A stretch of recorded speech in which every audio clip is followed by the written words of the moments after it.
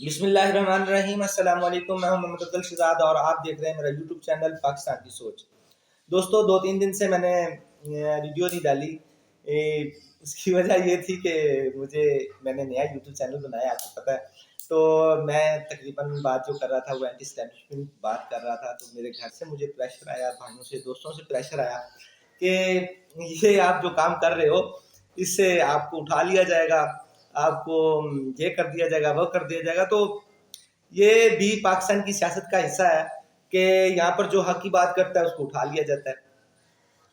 لیکن ہم کیا کریں کہ ہم ایسا ہونے کے باوجود بھی ہمیں اس کی پرواہ نہیں ہے، اٹھانا ہے تو اٹھا لیں۔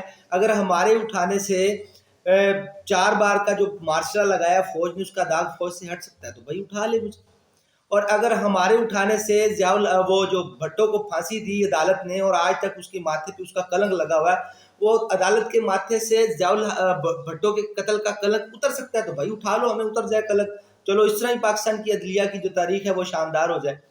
تو خیر یہ تو ایک وہ بات ہے، اس کو چھوڑ دیں۔ لیکن کل سے ہم سن رہے ہیں کہ جو ایک خوشخبری کے طور پہ سن رہے ہیں، لیکن خوشخبری کہاں کی کہ آئی ایم ایف نے پاکستان کا جو ہے نا وہ معاہدہ ہونے جا رہا ہے اور وہ بات فائنل ہو گئی ہے۔ لیکن اس میں ایک انہوں نے بڑی زبردست شرط رکھی جو کہ پاکستان کے سیاستدانوں کو چاہیے تھا۔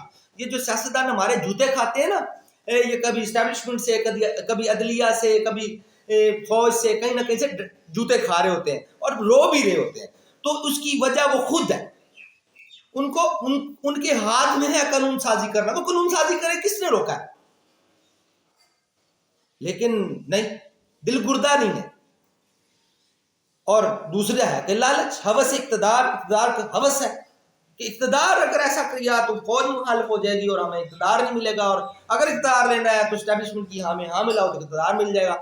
تو یہ سوچ ہے جس کی وجہ سے نہیں ہو پا رہا تھا۔ لیکن اب شاید پاکستانیوں کی قسمت جاگ جائے، کیونکہ آئی ایم ایف جس کو ہم کہتے ہیں کہ وہ امریکہ کی لونڈی ہے، وہ پاکستان کو پھنسانا چاہتے ہیں، یہ ہے وہ ہے، تو اس آئی ایم ایف نے شرط عائد کر دی ہے کہ جو ہمارے بیوروکریٹس ہیں، جو ججز ہیں، جو جرنیلز ہیں، جو 5 لاکھ سے اوپر صرف پینشن لے رہے ہیں، ڈیوٹی چھوڑ دی، سارا کچھ چھوڑ دیا، کوئی سروس گھر میں عیاشی کر رہے ہیں، ٹھیک ہے، لیکن اس کے باوجود ان کو 5 لاکھ پینشن، ایک ورچی، 2 سیکیورٹی گارڈ اور پتہ نہیں کیا کیا بڑے پکس اینڈ پریولیجز ان کو دیے گئے ہیں، پرس اینڈ پریولیجز ان کو دیے گئے ہیں۔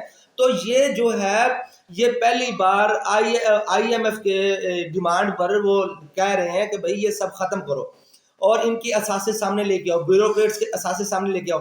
یا نہ کوئی جج کو پوچھ سکتا ہے، نہ کوئی جرنیل کو پوچھ سکتا ہے، بیوروکریٹ کو بھی آپ نہیں پوچھ سکتے۔ اگر کوئی سیاستدان عوام کے ووٹ سے اوپر بھی آ جائے تو اس کو سول بیوروکریسی نہیں چلنے دیتی۔ اگر سول بیوروکریسی سیدھی ہو بھی جائے تو ہماری فوجی بیوروکریسی جو ہوتی ہے وہ نہیں چلنے دیتی۔ تو سیاستدان بھی کیا کرے؟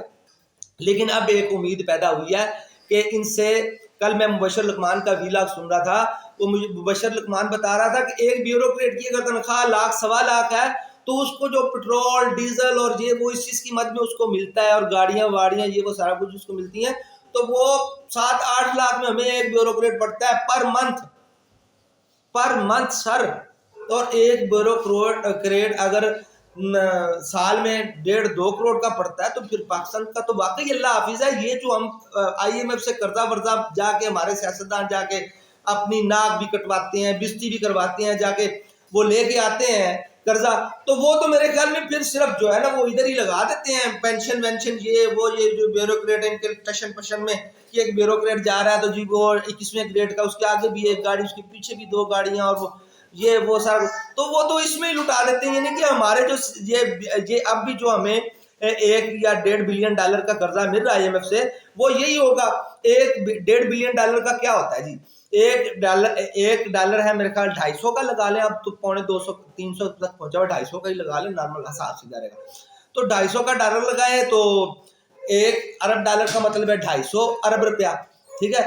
تو میں آپ کو بتاتا ہوں کہ ہماری جو فوج ہے اس کی جو پینشن ہے، جو ریٹائرڈ فوجیوں کی پینشن ہے، وہ 500 ارب روپیہ ہے۔ یعنی کہ اگر ہم نے صرف اپنے فوجیوں کی پینشن ادا کرنی ہے سر، تو ہمیں $1 ارب نہیں، آئی ایم ایف ہمیں $2 ارب دے گا تو صرف ہم پینشن دے سکیں گے۔ ٹھیک ہے, اور وہ بھی قرضہ لے کے, اپنی جیب سے نہیں, قرضہ لے کے. ہم صرف وہ جو فوجی ہمارے ریٹائر ہو گئے نا ماشاءاللہ, اور جو انہوں نے مربے 2 مربے 3 مربے زمین بھی لے لی, 10 پلاٹ بھی لے لیے ریٹائرمنٹ ہونے تک, ان کی پینشن میں ہم نے 500 روپیہ دینا ہے سر. تو ماشاءاللہ پاکستان تو پھر ایسے ہی چلے گا نا جیسے چل رہا ہے.